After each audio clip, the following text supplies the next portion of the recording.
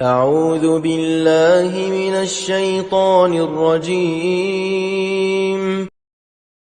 بسم الله الرحمن الرحيم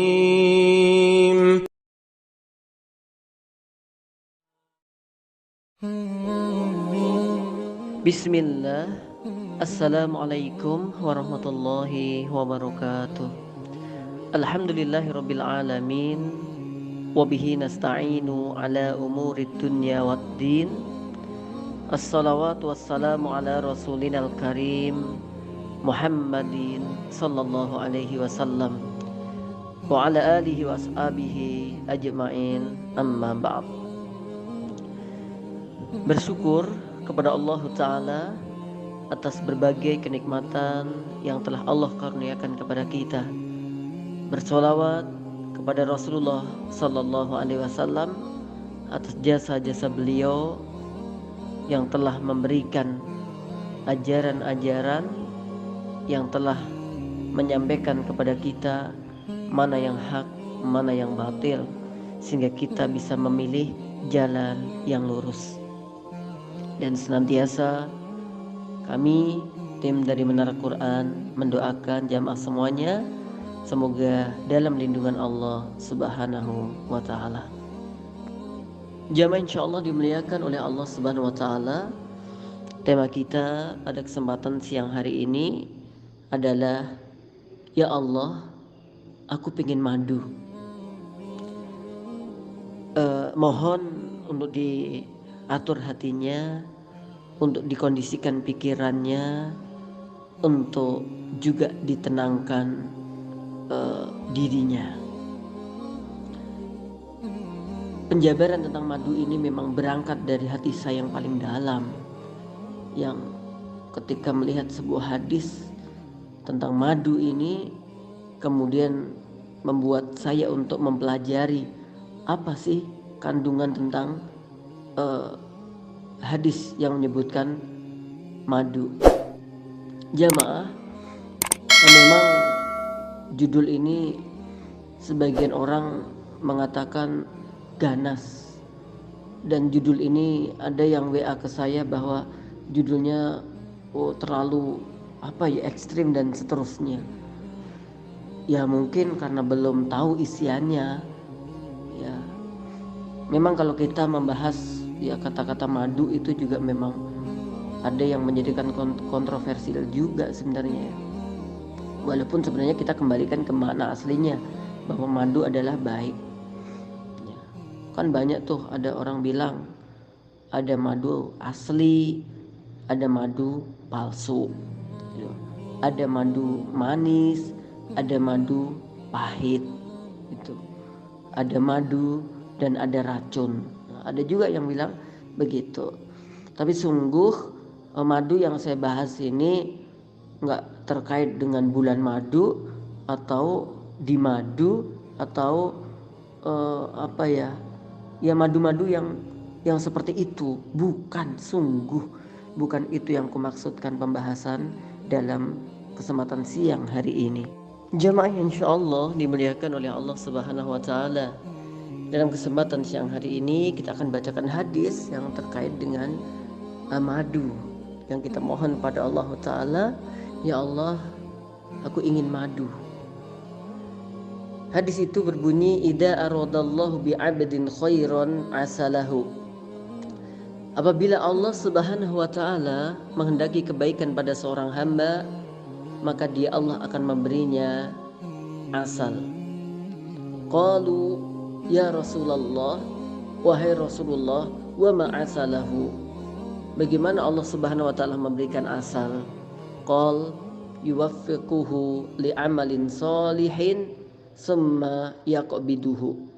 Dia Allah memberikan taufik kepada seorang hamba untuk beramal salih, kemudian Allah mewafatkannya. Jamaah yang berbahagia, insyaallah dimuliakan oleh Allah Ta'ala. Ada 3 pembahasan di sini. Yang pertama adalah terkait dengan asal. Jika Allah menghendaki kebaikan pada seorang hamba, maka Allah akan memberikan dia asal. Nah, asal ini sebagaimana yang telah kita ketahui bahwa secara bahasa asal itu artinya adalah madu. Ya, dan madu bermakna kebaikan. Madu bermakna menyehatkan. Madu bermakna manis. Madu bermakna keridoan. Ya, artinya kalau kita diberi seseorang madu, berarti ada tanda orang itu ridho dengan kita, baik dengan kita. Ketika kita banyak mengkonsumsi madu, maka kita akan sehat, kita akan kuat. Dan ketika kita merasakan madu, maka sungguh akan terasa pada lisan indera perasa kita, madu ini adalah manis. Nah, maka ketika Allah Subhanahu wa taala mencintai seorang hamba, Allah akan beri dia madu. Gitu. Sehingga nggak ada salahnya bagi kita untuk berdoa, ya Allah aku pengen madu. Dan madu yang kita maksud adalah madu ini, madu pemberian Allah Ta'ala sebagai tanda bahwa cintanya Allah kepada kita, cintanya Allah kepada hamba. Nah kemudian sahabat bertanya, ini poin yang kedua. Kalau poin pertama tadi kita bahas tentang madunya, ya, kemudian yang kedua adalah ketika sahabat bertanya, wa ma asalahu, wahai Rasulullah, bagaimana Allah memberikan seorang hamba itu madu? Nah, ini poin kedua. Qal yuwaffiquhu li'amalin sholih. Apa sih makna Allah memberi madu kepada hambanya? Maknanya adalah Allah Subhanahu wa taala memberikan taufik kepada hamba tersebut untuk beramal soleh. Jamaah insyaallah dimuliakan oleh Allah Subhanahu wa taala. Ada sebagian ulama yang membedakan antara hidayah dan taufik. Kalau hidayah, walaupun nanti juga ada pembahasan yang berbeda ya, ada hidayatul rusdi, ada hidayatul bayan, ada hidayatul rusdi gitu. Oke, saya tidak terlalu memperpanjang di sini, tapi kita buat dua saja yang simpel, ada hidayah, ada taufik. Kalau hidayah itu bagaimana Allah Subhanahu wa taala memberikan petunjuk kepada hamba untuk bisa mengetahui ini baik, ini buruk, ini halal, ini haram, ya, ini wajib, ini haram, dan seterusnya. Allah kasih tahu perkara-perkara yang mana harus dilakukan dan perkara-perkara yang mana yang harus ditinggalkan. Zat-zat mana yang boleh dimakan dan zat-zat mana yang harus dilarang untuk masuk ke dalam tubuh seorang hamba. Orang-orang yang bisa dinikahi dan orang-orang yang tidak bisa dinikahi karena ada kaitannya dengan nasab, mahram dan seterusnya. Itu Allah kasih tahukan kepada hambanya, dan itulah yang dimaksud dengan hidayah. Adapun taufik dalam penjelasan ini adalah tidak hanya tahu, karena banyak orang yang tahu baik-baik tapi belum tentu dia mengerjakannya. Banyak orang yang tahu tentang keburukan-keburukan, belum tentu dia meninggalkannya. Tapi kalau sudah di taufik, berarti Masya Allah ini adalah tindak lanjut dari hidayah. Yang dia tadi mendapatkan hidayah, tahu ini baik, kemudian Allah beri taufik untuk melakukan kebaikan itu. Ketika Allah beri hidayah dia untuk mengetahui keburukan, kemudian Allah berikan taufik dia untuk meninggalkan keburukan itu. Maka di dalam buku yang telah ditulis oleh Ibrahim Jarullah rahimallahu ta'ala tentang Risalah ila kulli muslim, pesan untuk setiap orang Islam. Di sana ada bab ma'rifatul haqqi wal batil, mengetahui perkara yang hak dan mengetahui perkara yang batil, dan ini kewajiban untuk setiap hamba. Di sana dikatakan man arfal haqqa, barang siapa yang mengetahui kebaikan, fattaba'ahu, kemudian dia mengikuti kebaikan itu, wal batila, dan dia mengetahui kebatilan, fajtanabahu, kemudian dia meninggalkan kebatilan itu, faqad hadahullah, maka sungguh dia telah mendapatkan petunjuk dari Allah, wa tawaffaqahu, dan Allah beri taufik pada dia. wa taqabbala minhu a'malahu, dan Allah akan menerima amal-amalnya. Tuh. Jadi tahu kebaikan dia lakukan, tahu keburukan dia tinggalkan, dia satu dapat hidayah. Dua, dia berarti dapat taufik. Yang ketiga, insya Allah amalannya diterima. Jemaah yang insya Allah dimuliakan oleh Allah Ta'ala. Maka di sini ketika Allah kasih kita taufik, maka Masya Allah menjadi mudah. Ya, ada amalan-amalan perintah yang kadang-kadang dilihat oleh orang-orang itu berat, tapi kita diberikan kemudahan oleh Allah Ta'ala untuk bisa melakukannya. Dan alhamdulillah juga kita diberi taufik oleh Allah untuk bisa menyingkirkan, untuk meninggalkan dari perkara-perkara yang buruk. Terlebih jamaah kita di bulan Sya'ban nih, bentar lagi kita akan masuk bulan Ramadan. Untuk itu kita harus benar-benar banyak mohon kepada Allah Ta'ala. Kita siapkan diri-diri ini ya untuk selalu menyambut kebaikan. Ya. Wahai para pelaku keburukan, segera tinggalkan keburukan-keburukanmu. Wahai para ahli maksiat, segera tinggalkan kemaksiatan-kemaksiatanmu. Ya, dan wahai ahli kebaikan, sambut kebaikan-kebaikan di bulan Ramadan. Bagaimana menyambutnya kita siapkan mulai saat ini jamaah. Kita minta asal pada Allah, kita minta madu pada Allah Ta'ala. Di antaranya adalah minta taufik supaya kita bisa beramal kebaikan. Jamaah yang insya Allah dimuliakan oleh Allah Subhanahu Wa Ta'ala dimanapun anda berada.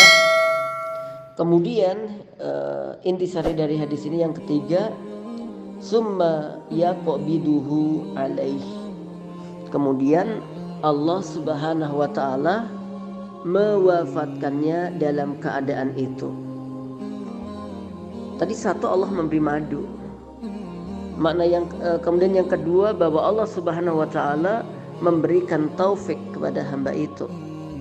Ya, ini makna dari madu tadi. Kemudian makna madu yang kedua di sini apa? Setelah Allah kasih kita taufik untuk mengetahui kebaikan dan kita bisa melakukannya, ya, yaitu li amalin soleh. Ya, tentu punya kandungan mengetahui keburukan kemudian kita tinggalkan. Summa yaqbiduhu alaih, kemudian Allah Ta'ala mewafatkan dia dalam keadaan mendapatkan taufik tadi. Berarti apa?